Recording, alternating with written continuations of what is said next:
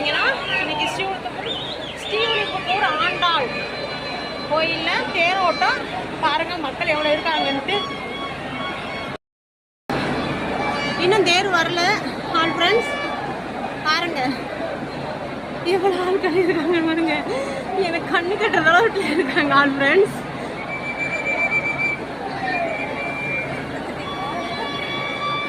எடுக்கல பார்க்கவே கண்குள்ளா காட்சியா இருக்கு ஆல் ஃப்ரெண்ட்ஸ். சூப்பராகவும் இருக்கு. தேர் வந்துருச்சா? தேர் இன்னும் வரல.